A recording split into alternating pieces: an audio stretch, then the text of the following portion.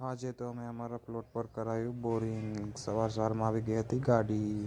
Hello, good morning friends, કેમ છો? આજે સવારે નાહી ધોઈ અને આપણે પહોંચી ગયા હતા આપણી ફેક્ટરી ઉપર સૌથી પહેલાં પહોંચીને માલનું જોઈ લીધું, કોને કેટલો માલ આપવાનો છે અને કેટલો બન્યો છે એ બધું ચેક કરી ફટાફટ આપણે આવી ગયા હતા પ્લોટ પર પપ્પા જોડે પ્લોટ પર આવીને પપ્પા જોતા હતા કે આપણે કરાવશું બોરિંગ, કઈ જગ્યા સારી રહેશે એ બધા પપ્પા ચેક કરતા હતા.